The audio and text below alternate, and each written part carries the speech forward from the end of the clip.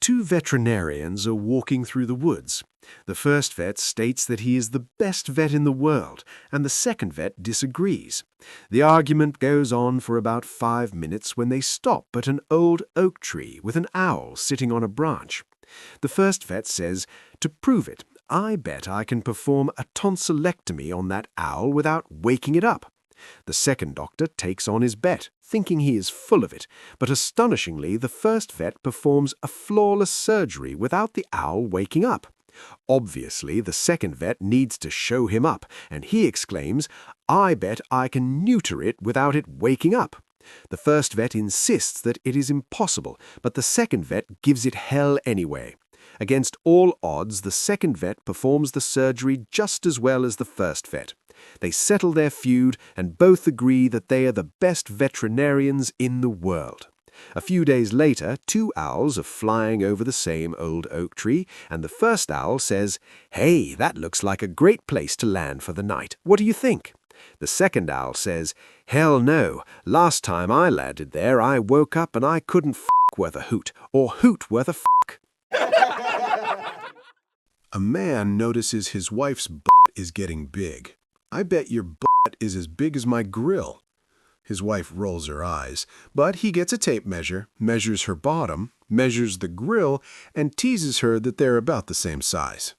That night, he tries to see if he can get lucky. "Not tonight," says his wife. He asks her why not, to which she responds, "Do you really think I'm going to fire up this big-ass grill for one little wiener?" A McDonald's grill operator starts kicking off about being underpaid. He begins to beat the shit out of the other staff. The police arrive and he kicks their ass. The FBI turn up and he whips their butt too. The CIA, the military, and even the U.S. Navy SEALs can't stop the guy. The manager thinks for a moment, then pushes another grill operator into the fray, who swiftly takes out the angry cook. Everyone looks at the manager, who just shrugs and says, "Guess you've just got to fight Fryer with Fryer." My neighbor. She's single, she's shapely and beautiful, and she lives right across the street. I watched her as she got home from work this evening.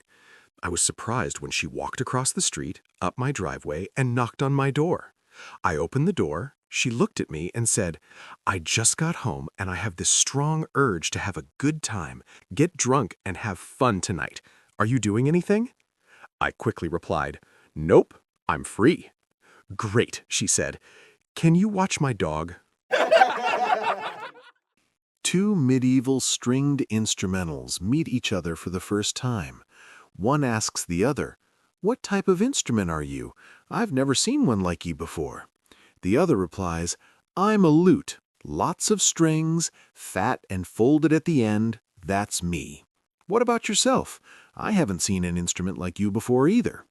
The one replies, "Oh, I'm a harp." The other instrument is skeptical. "I don't think you have enough strings to be a harp, and you are too symmetrical." "Are you calling me a liar?" An elderly Irish lady visits her physician to ask his advice on reviving her husband's libido. "What about trying Viagra?" asked a doctor. "Not a chance," she replied. "He won't even take an aspirin." "Not a problem," said the doctor. "Give him an Irish Viagra." "What on earth is Irish Viagra?" she asked. "It's Viagra dissolved in his morning cup of coffee. He won't even taste it. Let me know how it goes," he said. She called the doctor the very next afternoon. "How did it go?" he asked. "Oh, faith, bejesus and begalla, doctor, it was terrible. Just horrid, I tell you. I'm beside myself." "Oh, no. What in the world happened?" "Well, I did the deed, doctor, just as you advised. I put the Viagra in his morning coffee, and he drank it. Well, you know, it took effect almost immediately, and he jumped straight up out of his chair with a smile on his face, a twinkle in his eye, and his pants a-bulging. Then, with one fierce swoop of his arm, he sent the cups, saucers, and everything else that was on the table flying across the room, ripped my clothes to tatters, and passionately took me then and there right on top of the table. 'Twas a nightmare, I tell ye, an absolute nightmare." "Why so terrible?" asked the doctor. "Wasn't the sex good?" "Freakin' Jesus, it was the best sex I've had in my last 25 years, but sure as I'm sitting here, doctor, I'll never be able to show my face in Starbucks again." He grasped me firmly but gently just above my elbow and guided me into a room, his room. Then he quietly shut the door and we were alone. He approached me soundlessly from behind and spoke in a low, reassuring voice close to my ear. "Just relax." Without warning, he reached down and I felt his strong, calloused hands start at my ankles, gently probing and moving upward along my calves, slowly but steadily. My breath caught in my throat. I knew I should be afraid, but somehow I didn't care. His touch was so experienced, so sure. When his hands moved up onto my thighs, I gave a slight shudder and partly closed my eyes. My pulse was pounding. I felt his knowing fingers caress my abdomen, my rib cage. And then, as he cupped my firm, full breasts in his hands, I inhaled sharply.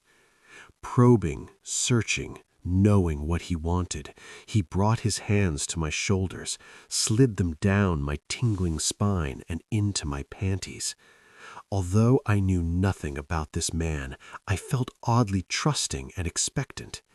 This is a man, I thought, a man used to taking charge, a man not used to taking no for an answer, a man who would tell me what he wanted, a man who would look into my soul and say, "Okay, ma'am, you can board your flight now." A sweet old lady telephoned the hospital. She timidly asked, "Is it possible to speak to someone who can tell me how a patient is doing?" The operator said, "I can. What's the name and room number?" The old lady, in her weak voice, said, "Doreen Jacobs, room 604. The operator replied, "Let me place you on hold while I check with her nurse." After a few minutes, the operator returned to the phone and said, "Oh, I have good news. Her nurse just told me that Doreen is doing very well. Her blood pressure is fine, her blood work just came back as normal, and her physician, Dr. Ross, has scheduled her to be discharged on Tuesday." The old lady said, "Thank you. That's wonderful. I was so worried. God bless you." The operator replied, "You're more than welcome. Is Doreen your daughter?" The grandmother said, "No, I'm Doreen Jacobs in room 604. No one tells me shit." There was a very, very unlucky man with a single testicle. One day, he went on a plane. Unfortunately, a malfunction occurred. The flight crew announced that the plane was going down, and one of the passengers had to be thrown out to reduce weight. To determine the victim, passengers drew lots, and the unlucky man was chosen. He refused furiously, saying, "No, I lived a miserable life because of my bad luck, and I refuse to let it dictate the end of my days." Passengers drew lots for the second time. He was chosen again. He refused for the second time, with less determination. When the lots were drawn for the third time, his name was chosen once more. He refused again. Finally, when his name appeared again after the fourth ballot, he said, "Okay, I agree to jump off the plane on one condition. You have to guess this correctly. What is the total number of testicles of me and the man in front of me?" Passengers looked at each other with slight surprise and a grin on their faces and said, "4, of course." The man laughed at them, saying, "No, you're wrong, as you see," while revealing his proud single testicle to them. Then the other man pulled down his pants. He had 3 testicles. My wife stopped me on the way out the door with my viola case in hand. "Where do you think you're going?" "I got a gig." "A gig? I thought all your gigs got canceled." "I got a new one."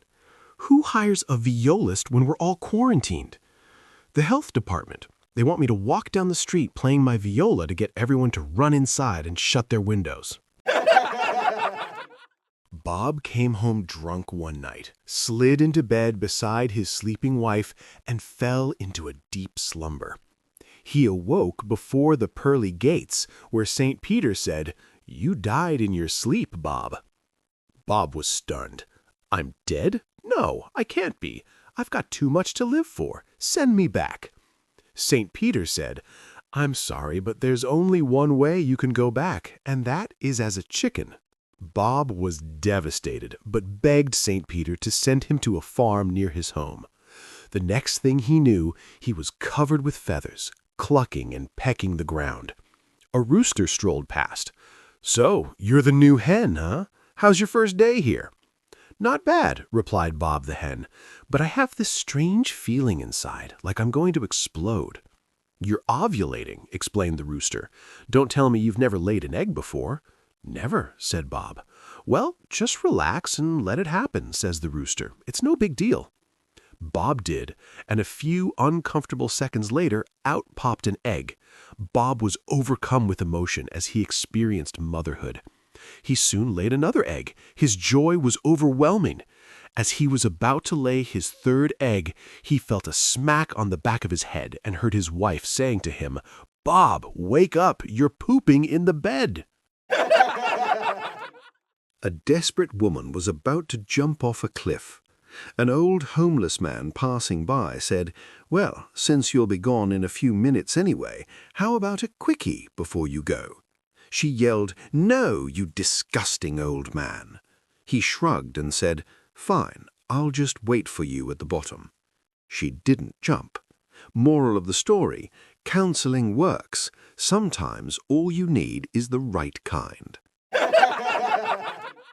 A group of Sydney bikers were riding west when they saw a girl about to jump off a bridge, so they stopped.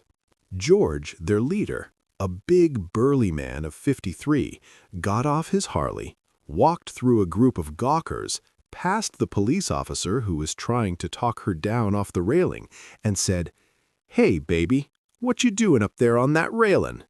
She said tearfully, "I'm going to jump." While he didn't want to appear sensitive, George didn't want to miss this be a legend opportunity either. So he asked, "Well, before you jump, honey babe, why don't you give old George here your best last kiss?" So, with no hesitation at all, she leaned back over the railing and did just that. It was a long, deep, lingering kiss, followed immediately by another, even better one. After they breathlessly finished, George got a big thumbs-up approval from his biker buddies, the onlookers, and even the police officer. "Wow," said George, "that was the best kiss I have ever had. That's a real talent you're wasting, Sugar Shorts. You could be famous if you rode with me. Why the hell are you going to jump?" "My parents don't like me dressing up like a girl." An Englishman, an American, and a Japanese guy are on a boat, moments away from plunging over a waterfall to their doom. Suddenly, a genie appears. The genie explains that he is of limited power. He cannot prevent their inevitable deaths, but he can grant each man one wish before he dies. The American steps up first. "I love my country. Before I go, I want to sing my national anthem one last time, the full version. Give my friends lyric sheets so they can join in. I want a full backing orchestra, a gospel choir. When we reach the crescendo, I want to fire an AR-15 into the air to celebrate our God-given rights to bear arms." "It will be done," says the genie. The Japanese guy goes next. "I love my country too. Nothing represents it better than our wonderful cuisine. Please let me taste one more time the delicacies of my village. I want fermented sticky soybeans, fresh sea urchin, raw horse meat, pickled seaweed, sugared omelettes, and please provide enough so I can share the meal with my friends." "It will be done," says the genie. The Englishman quietly approaches the genie and whispers in his ear, "Just kill me before the food and that bloody song." A married man was visiting his girlfriend when she asked him to shave off his beard. "Oh, Brian," she said, "please shave it off. I want to see all of your handsome face." "I can't," Brian replied. "My wife loves this beard. She'd kill me if I shaved it off." "Please," she pleaded in a teasing voice. Brian finally gives in and shaves off the beard. Later that night, Brian crawls into bed while his wife is sleeping. She wakes up and feels his face in the dark. Then she says, "Oh, Kevin, you shouldn't be here now. Brian will be home shortly." The old biker rolled up to a gas station, his Harley rumbling so loud it rattled the soda machine. He climbed off slowly, joints creaking louder than the kickstand, and poured himself a cup of cheap gas station coffee. As he stood there sipping, a young guy in a backwards cap pulled up in a dented minivan, blaring pop music that sounded like a blender having a seizure. The kid smirked and said, "Sir, aren't you a little too old to be riding a Harley?" The biker squinted over his coffee cup and growled, "Son, aren't you a little too young to be giving life advice while driving your mom's minivan?" The kid laughed nervously, but the old biker wasn't done. "You know the difference between your ride and mine? When I park my Harley, people want to take pictures. When you park that van, people want to call a tow truck." The kid tried to clap back. "Well, at least my van has cup holders and Bluetooth." The biker took another slow sip and said, "Congratulations. You've got cup holders for a life that doesn't hold anything worth bragging about." The gas station clerk, overhearing, chuckled behind the counter. The biker smirked, tossed a crumpled dollar on the counter, and muttered, "Kid, when you've survived bad roads, bad weather, and bad marriages, come talk to me. Until then, keep your training wheels and your Spotify." With that, he fired up the Harley, drowned out the kid's music in one throttle, and rode off muttering, "Too old for a Harley? I'm just too old for dumb questions." Harold and Edna were at the supermarket, arguing in the cereal aisle.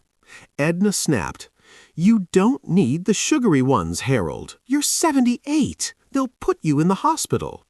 Harold grumbled, "At least if I'm in the hospital, I won't hear you telling me what to eat." She dropped a box of bran flakes into the cart. Harold sneakily swapped it out for colorful marshmallow cereal when she turned away. At the checkout, Edna noticed. "Harold, didn't I say no sugar?" Harold leaned toward the cashier and whispered, "Between us, ma'am, these are cheaper than a divorce." On her deathbed, the sheriff's wife confesses that she cheated on him 3 times, but swears it was always for a good reason.